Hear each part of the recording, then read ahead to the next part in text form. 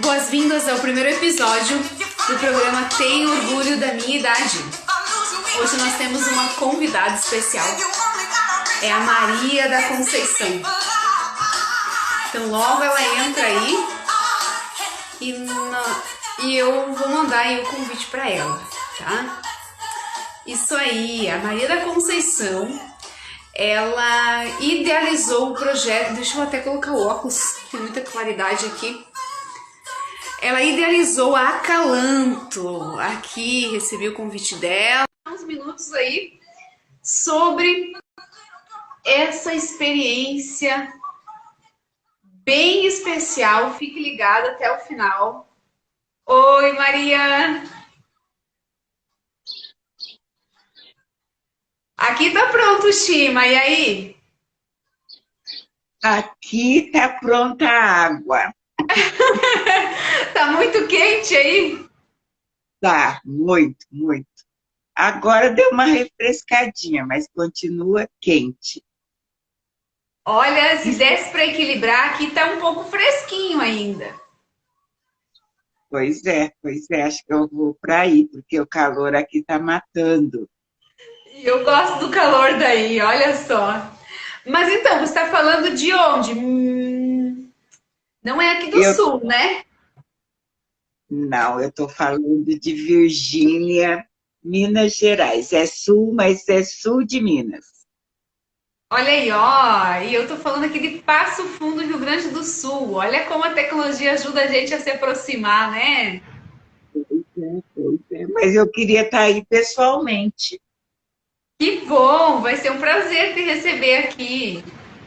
E a gente quer muito que você conte para nós o que aconteceu que aos 63 anos você ainda gosta tanto de cuidar de idosos, a ponto de ter umas ideias assim, umas lutas nacionais e internacionais espetaculares. Conta Porque para nós. eu fui cuidadora, 33 anos, Uhum. e eu sempre gostei de trabalhar com idoso. Eu aprendi muito com eles, e é uma coisa que eu faço com todo o meu coração, com todo o amor do mundo. Eu gosto. E eu acho que eu sempre achei que eles precisavam muito de mim. E Sim. como eu falei, eu resolvi abrir a Calanto, pensando em proporcionar para eles os melhores cuidadores. Mas Você os melhores. cuidava, você cuidava de idosos, Maria, mas durante todos esses anos aí em Minas Gerais? Não, em São Paulo. São Paulo. Eu fui para São Paulo, eu tinha 19 anos. Ah, é? É. E aí? Aí eu fiz um curso de atendente de enfermagem, que hoje nem existe mais, e fui trabalhar no Hospital São Camilo. E eu gostava daquilo, mas aí um médico lá me ofereceu se eu queria cuidar de uma senhorinha à noite, que ela tinha tido um AVC. Uhum. Eu trabalhava no hospital meio período de dia, à noite eu ia cuidar dessa senhora. E Aí aí? eu gostei tanto que eu falei assim, é isso que eu quero. Não quis mais ir para o hospital e só fiquei cuidando dela, fiquei com ela quase 6 anos. E o marido dela, que era saudável quando eu cheguei lá, também começou a precisar de cuidados e eu passei a cuidar dos dois. E foi aí que começou, aí que eu falei assim, eu quero trabalhar na parte de geriatria. É isso que eu gosto e é isso que eu sei fazer de melhor. E Que foi assim legal! que aí eu ficava com o paciente, aí aquele paciente falecia, aí eu pegava outro paciente. Depois eu conheci o Dr. Luiz Roberto Ramos, que é um geriatra da Escola Paulista, que é professor também, Uhum. e eu fui cuidar de uma paciente dele. E ele gostou tanto do meu trabalho, que depois que essa paciente faleceu, ele sabia que eu estava sem ninguém, todos os pacientes dele ele mandava para mim. Olha aí, ó. Quando foi 1998, ele fez um curso para cuidadores, Sim. uma escola que chamava Nucrai. E eu fui uma que fiz esse curso também com ele. Naquela época nem se ouvia falar em cuidador. Eu imagino. E eu tenho meu certificado dessa época, 1998. Muita E a, coisa tu aprendeu nesse curso, mas muita coisa foi da tua experiência, né? Na prática você foi vendo o que realmente era um bom cuidador, o que realmente marcava a vida de uma pessoa ter um bom cuidador, né? eu acho que isso é muito importante, porque eu acho também que não adianta você ter só a prática, você tem que fazer com amor. Porque, Com igual amor. eu falo para todo mundo, não é máquina. Se você hoje está afim, vai lá, não faz direito, não vai acontecer nada. Mas é um ser humano, né? Então, você tem que se colocar no lugar da pessoa. E quando você alcançar, chegar na idade dela, se você ia gostar de ser tratada de que forma, Primeira né? coisa, então, você viu o poder de se colocar no lugar dela. Sim, sim. Eu sempre me colocava no lugar da pessoa. E outra coisa, eu sempre cuidei, a maioria dos meus pacientes era pacientes com Alzheimer. E no começo era muito difícil, mas eu levava na boa, porque uma coisa que eu aprendi, a gente nunca bate de frente com o idoso. A gente nunca pode impor as coisas para ele. Não bater de frente com o idoso com demência. Certo? Legal, Você, é isso mesmo. você, tem, você tem que concordar com as coisas que ele fala, mesmo que você ache que não é aquilo, faz de conta que Sim. você está pensando e concordando. Aí Uhum. eles passam a confiar em você. Aí fica mais fácil para você cuidar deles. Ou Você então, disse muitas que tem situações que a pessoa idosa com demência, ela quer muito ir para casa dela. E ela está na casa dela, por exemplo, né? Acho que é isso que você vezes. se refere a não bater de frente. Não, eu fazia o seguinte, eu pegava, dava 5 horas da tarde, ela ia para a porta e dizia que queria ir para casa. Eu abria a porta, dava uma volta com ela no quarteirão, voltava e falava que ela estava em casa. Olha aí, ó. Eu sempre fazia isso, entendeu? E era assim, porque se eu fosse discutir com ela, era bem pior, que ela ia ficar pior ainda, a cabeça dela. Então eu concordava, e quando era alguma coisa muito engraçada, eu achava graça, entendeu? Eu ria, porque eu sabia que ela não gostava, por exemplo, na televisão. Se estivesse passando alguma coisa de violência, ela não gostava. Uhum. Um dia estava passando um filme que era de violência, ela foi lá na cozinha, pegou uma caneca de água e jogou na televisão. E aí, o que você fez, Maria? Comecei a rir, mudei o canal, aí eu percebi que ela não gostava disso e achei graça. Olha aí, ó. E E isso é era uma assim. questão de habilidade, né, Maria da Conceição? Você foi aprendendo aos poucos que essa lida de cuidador de idoso exige habilidades que não se ensina num curso, né? É, essa senhorinha que eu falei para você, que ela teve um AVC, que o médico me recomendou que eu fui cuidar dela, ela só tomava remédio porque tinha uma outra pessoa que ficava durante o dia e eu ficava durante a noite. Aí depois eu tinha que ficar metade do dia, porque ela só tomava remédio se fosse da minha mão. Porque ela dizia que meu nome era Zezinho. Eu podia vestir vestido, saia, que eu era Zezinho, e era criança para ela. Aí ela dizia para todo mundo que eu tinha vindo diretamente do céu para cuidar dela. Então, que por isso ela só tomava remédio da minha mão. Olha só. Então, E aí eu tinha que ficar nos horários da medicação, sempre eu tinha que estar presente, porque senão ela não tomava. E você foi percebendo que esse papel que tu desempenhava diante desses teus pacientes era algo que também outras pessoas precisavam. Foi Outras isso? pessoas precisavam, e aquilo era muito gratificante para mim, entendeu? Eu saber que estava podendo ajudar de alguma forma, Uhum. entendeu? E eu fazia tudo aquilo por amor mesmo, porque era tanto assim, porque eu ainda ficava pensando, se algum dia a família falasse assim para mim, não dá para te pagar mais, eu era capaz de continuar cuidando sem ganhar, Uhum. entendeu? Eu nunca ia ter coragem de abandonar nenhum paciente, viu? Como Você nunca fala do tive. tamanho vínculo que vocês acabavam construindo. Sim, e também porque eu sempre tinha muito dó, porque eu achava assim que criança todo mundo quer, o idoso não. O idoso, a própria família acha que o idoso é um estorvo, Você foi entendeu? percebendo isso. Porque a família, não todos, tinha uns que era bem amoroso, mas tinha uns que não via a hora, cada vez que ia para o hospital, perguntava, será que dessa vez vai? Por que que está vivendo tanto? Vai estar vivendo tanto porque Deus quer ele aí. A idade acabava virando um problema. É.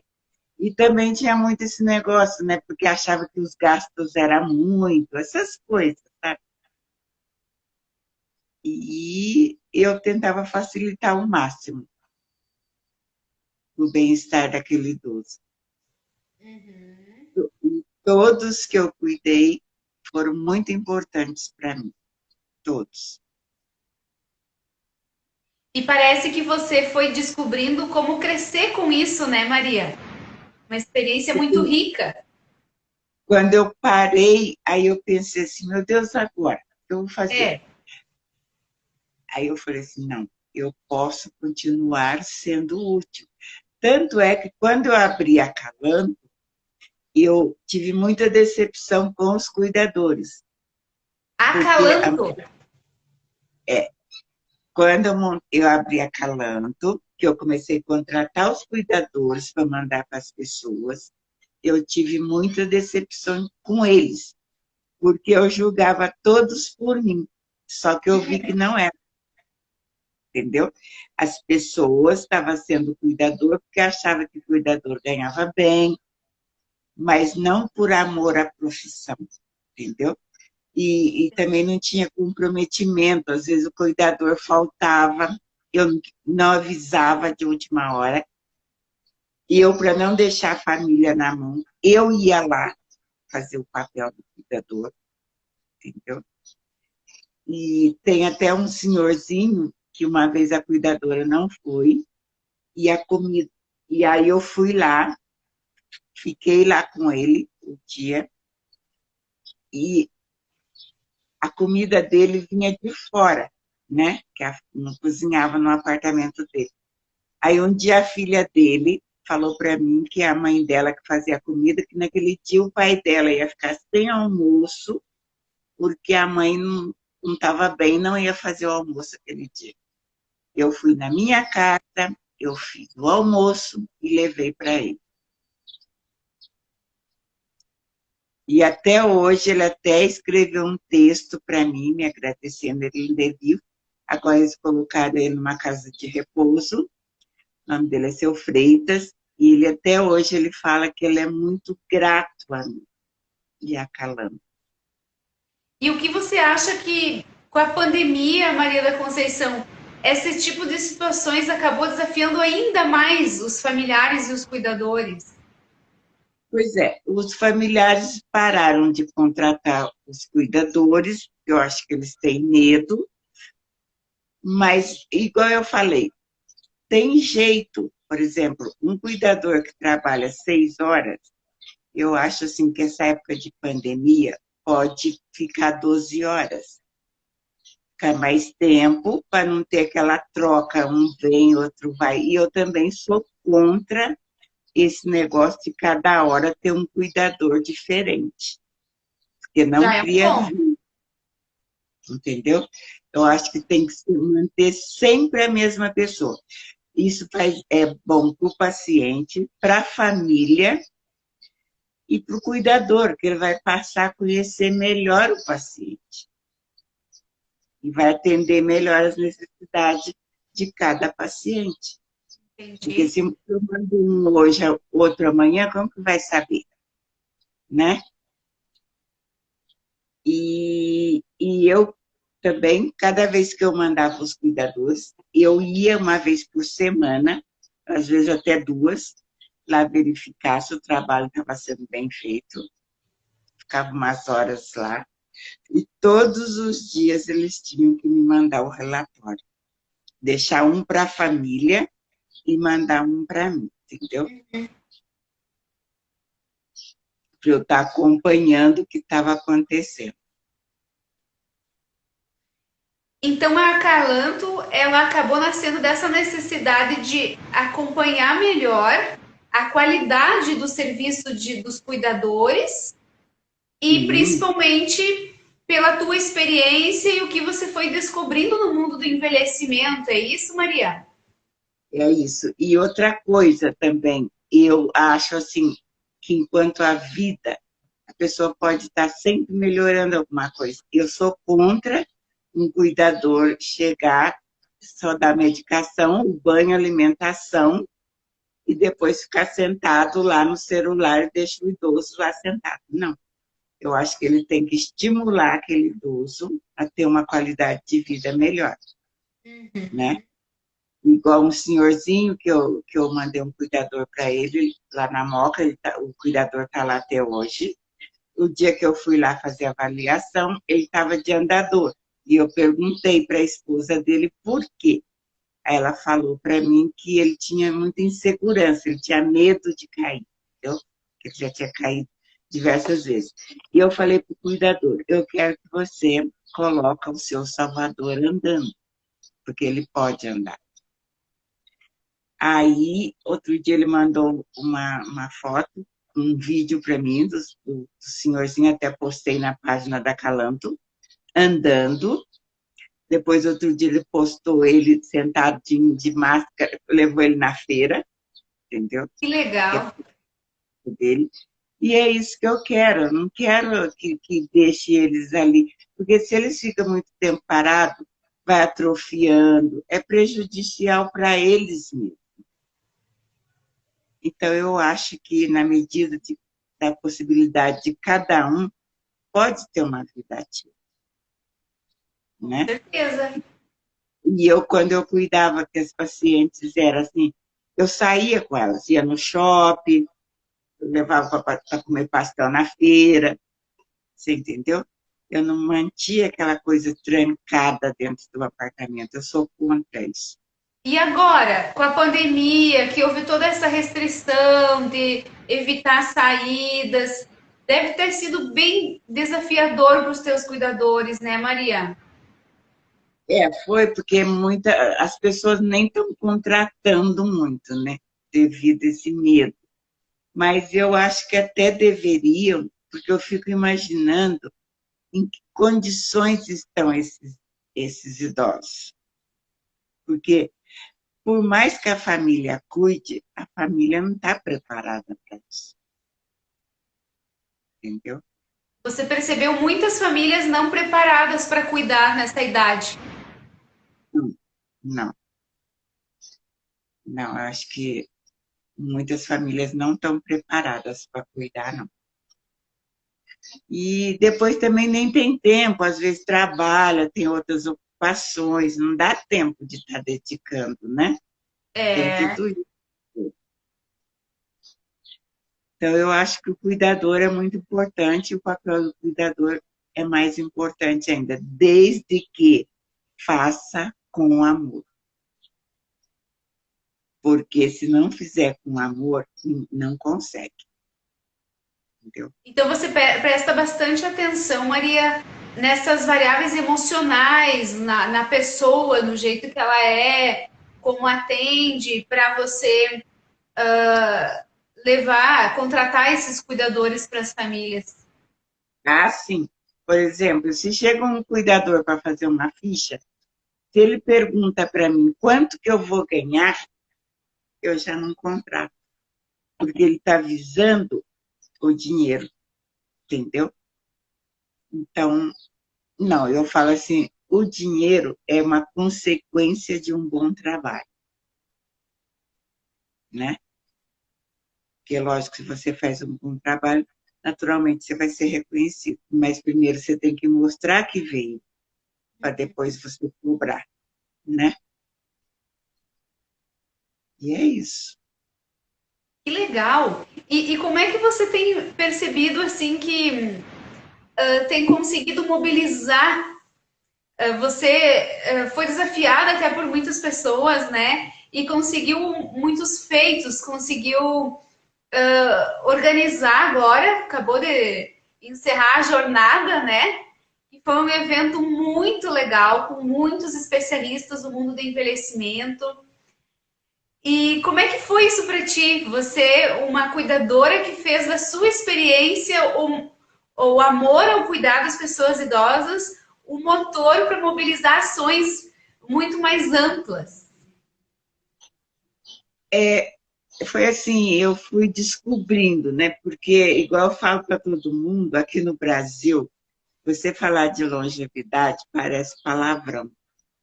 Palavrão. E aí eu falei assim, a gente tem que vencer isso. Por que não? Não é verdade? Porque o Brasil está se tornando um país de idosos e as pessoas não Muito. aceitam. Para você ter uma ideia, tem uma pessoa, eu não vou citar nome, mas eu fiquei chocada. Inclusive, é uma pessoa que eu arrumei, a mãe dela teve cuidadores durante 4 anos e os cuidadores eram da Calam. Deu muito certo, cuidar. Ela faleceu. E quando eu estava organizando esse evento, eu liguei para a filha dela e falei para ela assim: Ah, fulana, dá para você se inscrever no evento? Que a gente está pedindo para as pessoas se inscreverem, para a gente ter uma noção de quanto inscrito, que vai ser muito legal. Sabe o que ela falou para mim? Conceição, você me desculpa, mas eu não vou, porque eu não curto isso. E ela tem 65 anos. Aí eu falei assim, meu Deus do céu, que dificuldade. Uma pessoa de 65 anos dizer para mim que não curte falar da longevidade. As pessoas mesmo não se aceitam. Eu tenho 63 anos, eu não me acho velha. Eu posso estar velha nos anos, mas a minha cabeça é de 30. E eu sei que eu ainda posso produzir muito. Eu falo assim, se eu chegar aos 80, que eu não sei se eu vou chegar, mas eu quero chegar com essa cabeça que eu tenho hoje. E tem muita chance, né? Essa é a expectativa de vida da gente.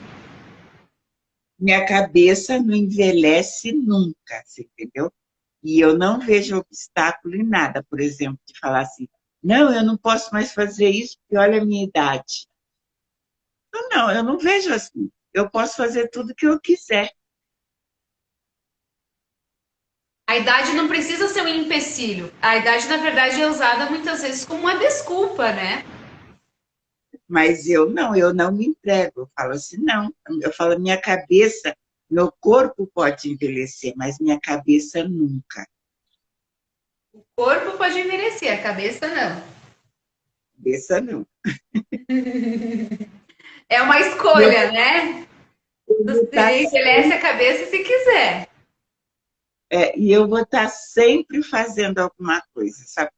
E eu não sabia dessa. Eu sabia que eu era que o meu negócio era cuidar, que eu gosto, aquela coisa de cuidar da pessoa e tal.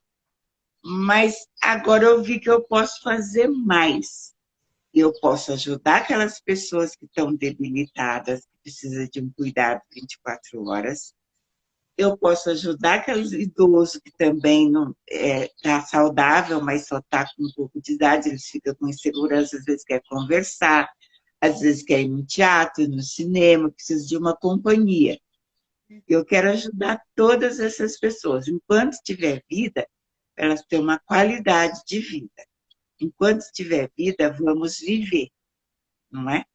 Não é só tomar remédio, tomar banho, ficar em frente à televisão esperando a morte. Sobrevivendo. É, é. Então, Então aí aí é está isso. uma grande função de um cuidador, né, Maria da Conceição? Não é apenas sobreviver, ajudar o idoso, a idosa a sobreviver, mas dar vida a esses anos conquistados, né? É muito importante isso. E aí eu descobri também, graças a Deus, que eu não sabia que eu tinha esse dom, todas as pessoas que eu peço ajuda a colaborar com a Calanto, né? Que eu falo para todo mundo e volto a repetir, juntos somos mais, né? Com Cada um certeza. dando um pouquinho do melhor de si, a gente consegue alguma coisa. Que alguém nos ouça e mude o conceito do idoso aqui no Brasil. Porque nada que se faz aqui é pensando no idoso, é tudo no jovem. Mas tem que mudar isso, tem que pensar no idoso. Você vê, as ruas, as calçadas não são adequadas para os idosos andar, né? A gente não está preparado enquanto sociedade brasileira para envelhecer, né, Maria? Tem que começar a pensar nisso, e alguém tem que fazer alguma coisa. Então, se alguém tem que fazer alguma coisa, eu acho que nós todos que mexemos com longevidade temos que nos juntar e dar o nosso melhor para a gente conseguir alguma coisa. Igual eu falo assim, e eu não. Você vê que no evento eu pouco apareci, que eu não gosto de ficar aparecendo eu, a Conceição. Eu falo assim, eu quero mostrar um bom trabalho da Calanto. Isso me faz feliz, entendeu? Falo assim, A porque eu não quero importância esse da missão, do propósito. é. Eu faço negócio de ficar aparecendo na mídia, essas coisas que as pessoas falam. Nossa, mas como que você conseguiu o contato com fulano de tal? Eu não me sinto importante nisso, eu só estou pedindo ajuda por uma causa que eu falo que é de todos os brasileiros. Então você Né? mostra aí a importância da cooperação, né? De se aliar para juntos mudar esse conceito do idoso. Sozinho é muito, muito devagar, muito difícil, né? Numa E sociedade também como a nossa. eu não gosto daquelas coisas que as pessoas falam, da longevidade, não sei o quê, e só fica na palavra bonita, a gente tem que agir, a gente tem que fazer alguma coisa. E é o que eu tento, entendeu? Porque falar é fácil, vamos fazer alguma coisa. Vamos unir, né? E é Então, a isso. Acalanto é o grande legado do teu fazer, assim, do quanto você colocou em ação e não ficou apenas olhando essas demandas, essas Não, problemáticas. não, eu sou muito ansiosa. A Silvia mesmo fala, segura essa sua ansiedade. Eu pareço calma, mas eu falo assim, eu tenho pressa. Por exemplo, eu não sei quanto tempo eu tenho ainda aqui na Terra, então eu quero fazer o meu melhor, eu tenho pressa, Não né? se sabe, né, quando que vai terminar o nosso tempo. Pois é. Então eu falo assim, se Deus me mandou essa missão, eu tenho que entregar ela como Ele quer e como as pessoas merecem. Eu invejo muitos países da Europa, por isso que eu peço muita ajuda a Portugal, que eu acho muito bonito lá, né? Portugal Para é uma eles, referência para nós, né? porque lá na Europa, para eles, o principal é os idosos, eles se preocupam muito com os idosos, né? Isso E aí. aí eu falei para o José Carreiro um dia, falei assim, a gente precisa aprender com vocês, um dia eu espero que o Brasil seja igual a vocês. E isso. Aí a caminhada acontece. Pode ser um trabalho formiguinha, mas se a gente nos unir, a gente vai conseguir, né? É verdade. E você fala da importância do familiar se atentar para essa coisa de que, bom, se eu também estou tendo mais idade, eu posso sim participar mais, participar de eventos, saber sobre as questões ligadas ao envelhecimento saudável, né? O principal problema, então, é essa negação, esse faz de conta que não passou o tempo, que não preciso É, me bem conhecer isso mesmo. mais, né? É bem isso mesmo. As pessoas agem como se não fosse envelhecer, não aceita, né, a idade, né? Eu falo que eu acho isso muito triste porque a gente só tem anos, a idade está na cabeça, né? Se a gente começar a fugir dela, da idade que a gente tem, eu acho que as coisas vão ficar cada vez pior. Aí a gente envelhece mais rápido, né? Agora, se a gente pensa de uma outra maneira, procurando melhorar a qualidade de vida e tudo, a gente não envelhece, só passa anos, né? Isso aí. E você foi encontrando, então, Maria, cada vez mais gás com essas parcerias, mais aval para ir tendo mais ações, especialista do envelhecimento, e está em parceria com gerontólogas, é isso? Agora no teu curso? É assim, estou de parceria com a Jéssica e a Cláudia, e a gente quer um curso diferenciado para a gente ter cuidadores que acompanhem várias etapas dos idosos, né? Aqueles que precisam só de uma companhia, aqueles que é só uma companhia para conversar, ou para ir no cinema, para ir no teatro, aqueles que precisam cuidado permanente, tudo. Mas quer cuidadores, eu falei, primeira coisa que eu quero, que as pessoas tenham amor pelo que faz, porque senão não serve, entendeu? Pois Porque é, fala, e isso tem dado muitas ideias para vocês, né? Porque esse amor que você fala, o que tu tem percebido que acontece, Maria? Vem com a pessoa, isso é ensinado? não, não é ensinado, vem com a pessoa, você entendeu? Amor vem com a pessoa, amor não se ensina, amor você já nasce com ele, entendeu? Então, aí que você vê a importância do papel da seleção bem feita, o Assim, recrutamento. é isso mesmo, é isso mesmo. Porque eu já sei logo, porque, por exemplo, você viu que virou um modismo, né? Tem vários cursos de cuidadores, por exemplo, eu tenho um amigo mesmo que ele dá curso. A pessoa vai lá no sábado e no domingo, na segunda-feira já está com o certificado dizendo que é um cuidador. Pois é. Eu não acho isso correto. Porque até cair nessa de eu ter pego alguns cuidadores dele e só me deixou a desejar, entendeu? E também já peguei outros cuidadores, que até já trabalhou para empresas de cuidadores bem renomadas, que também deixou muito a desejar. Aí eu falava, eu não quero isso para Calão. Você percebe que não funciona na prática. Não, não, entendeu? E aí é isso.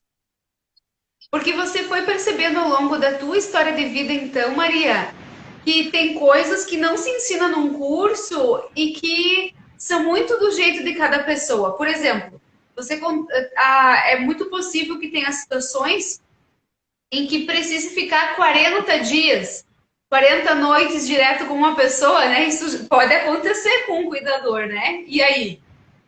Eu fiquei 40 dias e 40 noites com uma paciente no Hospital Sírio-Libanês. E os médicos brincavam comigo. Conceição, hoje a gente vai dar alta para você. e falava, não quero. A família sempre falava assim, vou mandar outra, tipo, brica, é muito tempo, tal. Mas eu não quis arredar dali, porque a paciente já não falava mais. Então, eu só de olhar para ela, eu sabia se ela estava bem ou não. Os médicos, para dar alta, eles iam perguntar para mim se podiam. Porque se eu falasse assim, não dê alta, que ela não está bem, não adiantava, porque chegava em casa, daqui a pouco chamava a ambulância e tinha que voltar. Foi isso. E um dos maiores fantasmas que afeta a vida do cuidador é justamente a história da sobrecarga emocional, física às vezes também, mas mais emocional. Você está falando de situações muito específicas em que é possível dar a volta por cima e não ficar sobrecarregado emocionalmente, né, Maria? Você vê, eu nunca fiquei, eu nunca me senti supercarregada emocionalmente, entendeu? Porque tudo que eu fazia era com amor, eu me dedicava a ela. E Fica aí, leve daí, né? Fica leve. depois, a última paciente que eu tive foi em Santos, e eu fiquei com ela 6 anos e meio. Ela nem era tão idosa, ela tinha 70, ela morreu com 78, quando eu fui para lá, acho que ela tinha 72, por aí, 71. E ela era esquizofrênica. E eu, a princípio, eu não queria, porque tinha falecido uma paciente que eu estava cuidando lá no Sírio. Aí eu conheci uma senhora que trabalhava no bazar lá. Aí ela perguntou se eu não queria cuidar de uma senhora lá em Santos, que era mãe do namorado da filha dela. O marido tinha falecido e ele estava querendo uma pessoa para cuidar da mãe. E eu perguntei o que ela tinha. Eles falaram assim que ela era depressiva. Aí eu falei assim, não pretendo, eu gosto de São Paulo, eu sempre morei em São Paulo, não pretendo ir para Santos. Aí ela falou assim, eu posso dar o telefone seu pro namorado da minha filha para ele te ligar? Eu falei, pode. E ela deu. E aí um dia ele ligou para mim e marcou comigo lá no Shopping Iguatemi. E eu fui encontrar com ele na hora do almoço, mas eu fui para conhecê-lo e dizer para ele que eu não queria ir para Santos, entendeu? Era dezembro, e eu queria vir passar o Natal, eu sempre passei o Natal e o Ano Novo com a minha mãe. Aí encontrei com ele, ele conversou comigo, eu gostei tanto dele, foi a pessoa mais educada que eu conheci na vida. Olha só. E eu vi o amor que ele falava também dele, entendeu? Aí eu gostei tanto dele que eu falei, tá bom. Eu falei, eu vou passar o Natal e o Ano Novo com a minha mãe. E em janeiro eu vou para Santos cuidar da sua mãe. E ele pegou e me falou assim, então você já está contratada a partir de hoje. Aí eu falei assim para ele, como assim? Ele falou assim, quanto você ganhava no último emprego que você tinha? Eu falei assim, tanto. Ele falou assim, eu dobro. E já vou te pagar a metade agora, que a partir de hoje você já é minha contratada. Aí eu falei assim, mas que coisa estranha, esse rapaz nem me conhece, só tem um número de telefone você muda, né? Como que ele... Aí ele me pagou a metade e combinou comigo que eu vinha para Minas e que no dia 4 de janeiro ele me levaria para Santos, que a mãe dele estava na casa de uma tia dele, ele pegava lá e eu ia. Aí chegou no dia 4 de janeiro, eu já estava em São Paulo, ele ficava, eu que ficava ligando para ele. Aí ele tinha uma fazenda no Mato Grosso, sem terras tinha invadido, ele estava lá, aí a namorada dele falava assim, aguenta aí, quando ele voltar, ele te liga. Eu sei que quando ele me levou para Santos, foi no dia 17 de janeiro, já estava Aí ele já pagou a segunda metade, que já fazia um mês que ele tinha me contratado. E eu ainda não tinha trabalhado. Aí, quando chegou em Santos, eu vi, ela não tinha depressão. O caso era mais sério.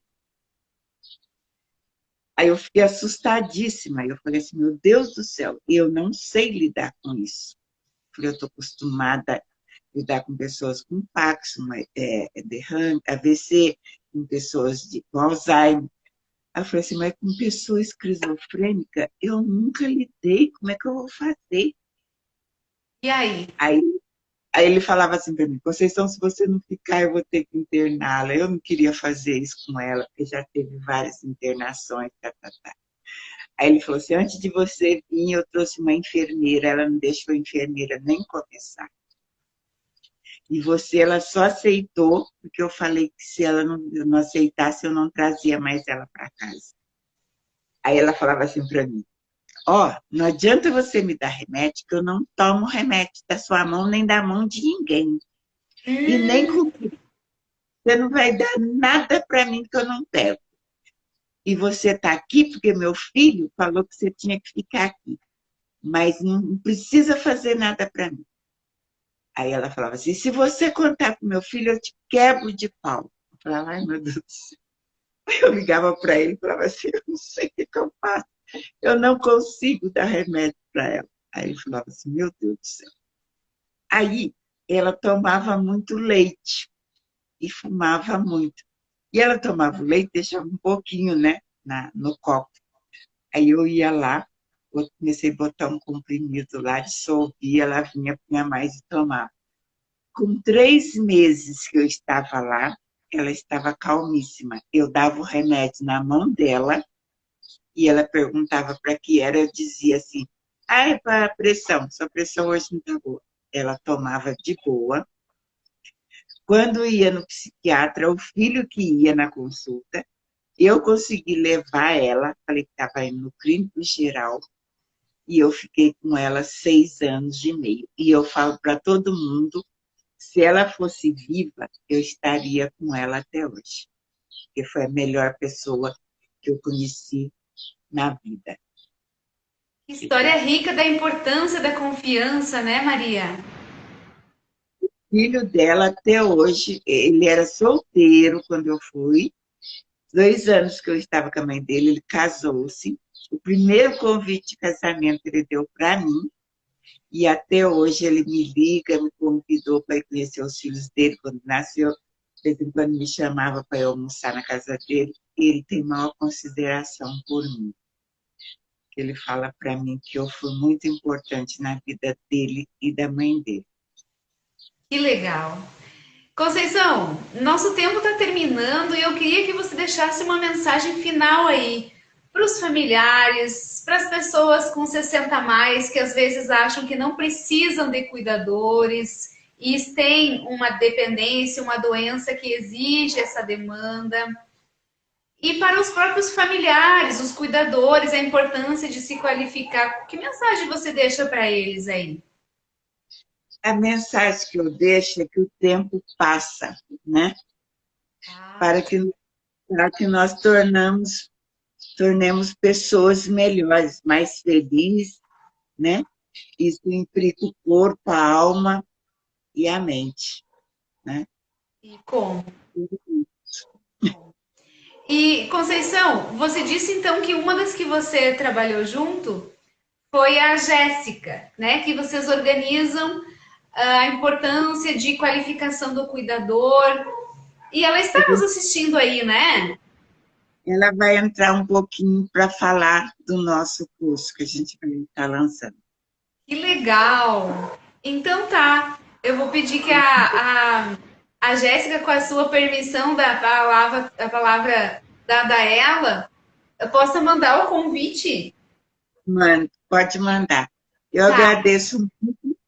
Foi um Não, prazer não enorme, procurei Maria da nada, Conceição. porque eu sou assim. Então, eu quis mostrar às pessoas como é a Conceição. E a Conceição é isso aí. Tá bom? Foi um prazer enorme conversar contigo pessoalmente. Muita gratidão por você ter disponibilizado um tempinho para nós, contar teus segredos da vida de cuidadora e possibilidades para quem gosta disso, quem quer se aperfeiçoar, né? Foi um prazer enorme. Obrigada, Conceição. Para você. Muito obrigada. Beijo, beijo. Isso. Vou chamar então Tá a bom. Jéssica agora. A Jéssica, acho que daí você sai, Maria. Você consegue sair? Consigo, peraí. Aí dá para eu chamar a Jéssica, eu acho que não consigo chamar sem.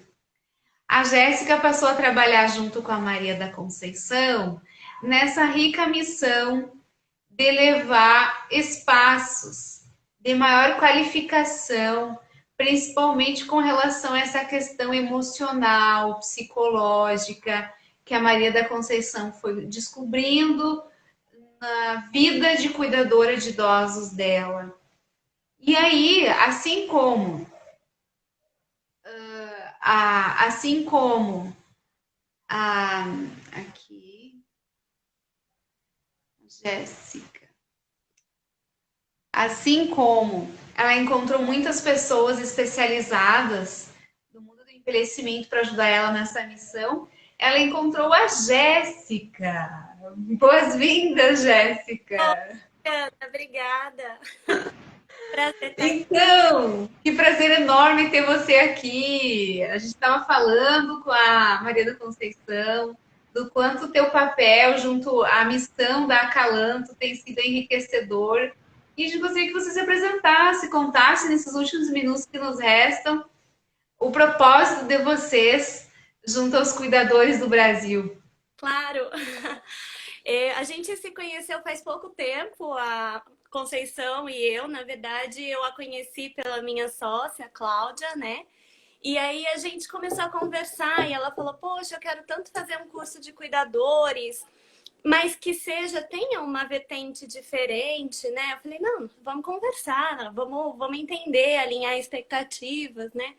Eu sou gerontóloga de formação, então eu estudo todo o processo de envelhecimento humano, eu cuido dessa parte da gestão do envelhecimento humano e faz muito sentido me inserir nessa jornada com a criação, com a colaboração na criação de um curso que seja capaz, né, de qualificar pessoas para cuidar de idosos.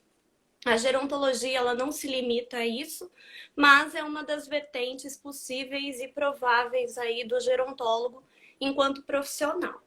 Então a gente É como se você pudesse, junto à Maria da Conceição, trazer essa evidência científica da empiria que a Maria da Conceição foi constatando na prática. Exatamente. E para além disso, né, a gente tem, durante o processo de envelhecimento, muitas questões e muitas modificações no organismo como um todo.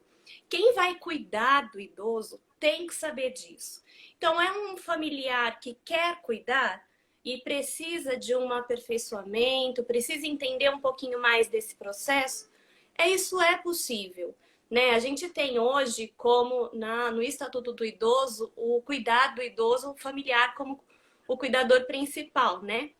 Então, Prioridade.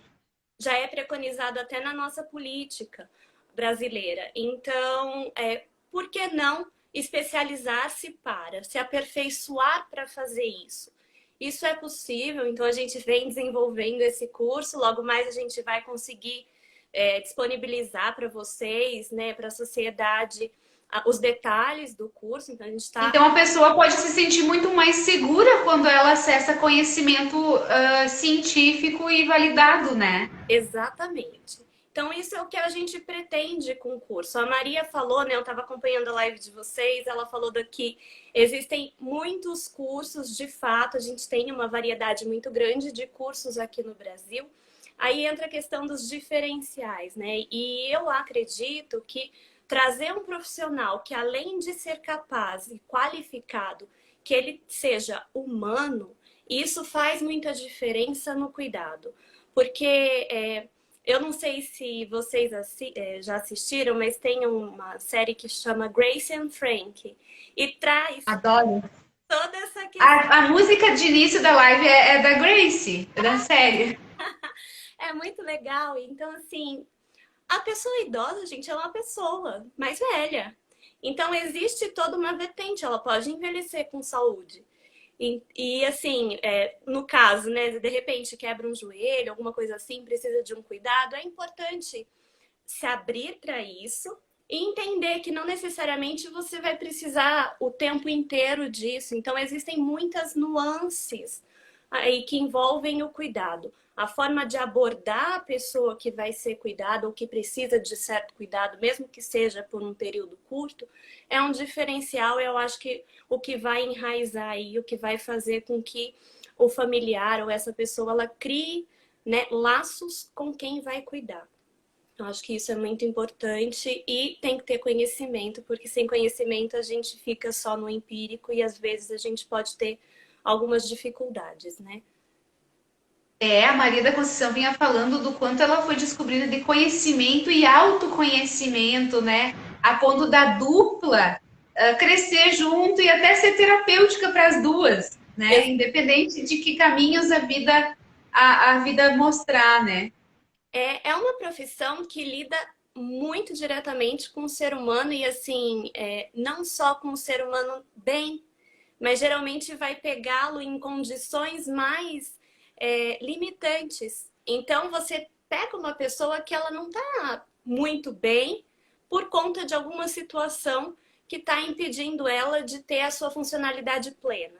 Então imagina que é difícil, mas isso é possível. E se é feito com amor, como ela traz, é muito mais simples e fica muito mais leve para as duas partes, né? Porque todo esse ciclo de cuidado, ele também envolve uma capacidade de lidar com frustrações não só no idoso, mas no cuidador. Se ele correr o risco de ficar como que uma esponja que vai absorver tudo que acontecer com o idoso, a saúde mental dele está em risco, né? Exatamente. Então, o cuidador ele tem que ser cuidado para ele cuidar. Aliás, qualquer um de nós, né? Para a gente cuidar do outro, a gente tem que cuidar de si próprio. É aquela questão, né, de ir pegar um voo e precisar usar a máscara de oxigênio. É a mesma coisa. Nesse caso, você tem que cuidar primeiro de si para poder cuidar do outro de maneira plena. Então, o familiar que não considera a qualidade emocional, a saúde mental do cuidador, tem um grande risco de estar descuidando do seu idoso, né? Porque além de toda a questão financeira implicada no cuidado a um idoso que hoje é oneroso, sim, tem a questão dos prejuízos emocionais. Exato. Quando não faz um acompanhamento especializado, né? Exatamente. E assim, o cuidado do familiar, caso ele não queira, não precisa ser extinguido, mas ele pode ser compartilhado, né? Para diminuir a sobrecarga e para estreitar os vínculos familiares, principalmente. Então, isso é o mais indicado, né, Jéssica? É benéfico, né? Claro que cada caso sempre é um caso, tem uma singularidade. Mas as pesquisas têm mostrado já certas coisas que têm funcionado, certas evidências de habilidades, planos de ações que funcionam. E às vezes o familiar, quando se pega de surpresa e tem que cuidar, virar mãe da própria mãe, pai do próprio pai, às vezes fica um tanto confuso, perdido, né? Exato, e aí a gente entra a questão com outras redes de suporte, né? Isso a gente falando num cuidado informal, aí a gente tem outras redes de suporte para esse familiar. E acredito que tendo, mesmo que sejam micro especializações, coisas mais específicas para aquele cuidador que é informal, coisas mais complexas para aquele que quer ser um profissional na área, porque na verdade, desde 2007 até 2017, a profissão de cuidador foi a que mais cresceu no Brasil. Então, a gente tem todas essas possibilidades, né, dentro do que a gente está pensando enquanto plano para cursos para cuidadores, de uma maneira... E esse período de pandemia é uma hora propícia para o cuidador se preparar, aproveitar esse tempo para se aperfeiçoar, fazer curso que realmente ajude a validar já muitas habilidades que ele tem de forma informal, né? Mas com uma especialidade bem mais precisa, né? Com certeza, que vai ajudá-lo no dia a dia, né? Então vocês pensam, Jéssica, na importância de um curso assim, bem para o cotidiano, prático, com leitura favorável ao cuidador, ao familiar cuidador. Sim, mas e mesmo assim com base, né? Com base científica que suporte, que dê sustentação a todo esse conhecimento. Então, sim, a gente pensa nessa vertente e também trabalhar essa questão mais emocional, que isso é super importante, né? A humanização é muito importante. Incrível isso! E é muito honroso da nossa parte poder receber vocês aqui colocando essas possibilidades, né? O quanto que o acesso ao conhecimento hoje, sim, ele salva vidas, sim, ele pode dar mais longevidade para a pessoa idosa, aquela pessoa significativa da tua família que pode se beneficiar de dias mais contagiantes de vida e não de sobrevivência, muitas vezes acabam dependendo de um cuidador, né? Das habilidades de um cuidador. Exatamente. E aí minimiza essa questão de que o familiar, principalmente, né? Eu vou institucionalizar, ou eu tô abandonando, essa sensação de abandono que o familiar tem quando ele não tem a condição de cuidar, e aí ele se vê meio que perdido, sabe? Nessa situação angustiante. Então, acho que vem ao encontro de novas possibilidades aí para que ele tenha para ampliar até o suporte dele, né? Legal! Que mensagem final tu deixa, Jéssica, para o povo e para os cuidadores familiares? Como é que pode entrar em contato com vocês? Olha, a gente pode, na verdade, a mensagem que eu gosto muito de passar, de maneira geral, é que a gente é dono, né, do próprio cérebro, até uma frase de um neuropsicólogo e um médico espanhol, então cabe a nós cuidar da nossa saúde. E isso é muito importante, na verdade, porque é ele que comanda toda a nossa existência, né? Como um todo e todo o nosso norte de vida. Então, eu quero deixar isso. O cuidado é excepcional para a vida, e isso para tudo, não só para os seres humanos, mas de maneira geral, no país, pensando no mundo, pensando nas florestas, em tudo. Eu acho que o cuidado ele é essencial e ele é inerente à vida, assim como o próprio processo de envelhecimento. Para entrar em contato conosco, pode entrar em contato com a Conceição pela Acalanto. Eu sou gerontóloga, eu tenho meu Instagram, que eu sou bem ativa nele, que é gerontogessibran, e eu tenho meu LinkedIn, que é Jéssica Bran. Quem quiser falar comigo, só me procurar por aí. Legal! E qualquer coisa, se alguém esqueceu, né? Você e a Maria da Conceição vão estar na próxima edição da revista, junto com a tua sócia Cláudia. Então, lá na revista também estaremos contatos, mais detalhes do curso. Para receber a revista, é só clicar no link da bio, que aí vocês podem receber. Tchau. Tchau, Jéssica.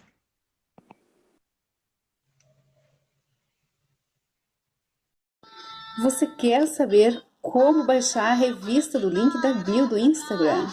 Então vamos te explicar. Você está com o celular aqui, vai clicar no Instagram, vai procurar aqui na pesquisa pelo envelhe.ser, envelhe, achou, clica ali, e aí aqui na introdução tem esse mais, tem explicando, tem esse linkzinho aqui, isso é o que se chama link da bio. Clica ali e logo você chega nos programas. Escolhe o Tenho Orgulho da Minha Idade, esse primeiro. Vai abrir o texto, se você quiser ler, fique bem à vontade, explicando sobre o programa. E lá no final, no passo 1, vá até essa página e cadastre seu e-mail para eu mandar a revista Envelhecer volume 1 de presente para você, diretamente no seu e-mail. Clica aqui. Vai aparecer a página onde você vai registrar teu nome, o e-mail tá? Eu vou colocar aqui, então, o e-mail que eu quero receber. Aqui. Tem que estar bem completinho, @gmail.com, senão não vai, tá? Põe teu WhatsApp, bem completinho, tá? E clica em baixar minha revista. Tá, e daí onde que eu encontro essa revista? Você vai direto lá no seu e-mail, tá? Então, eu, por exemplo, cadastrei esse e-mail aqui, do Gmail. Então, eu vou lá, vou olhar na caixa de entrada, ó. Seu presente chegou, abra logo. É esse aqui. Aqui vai estar a sua revista, tá? Clica ela aqui no baixar, tá? E aí ela logo vai aparecer para você. Espera mais um pouco. E aqui está ela. Você clica nesse botão aqui para baixar. Certo? E aí a sua revista está na mão. Só aproveitar. Combinado?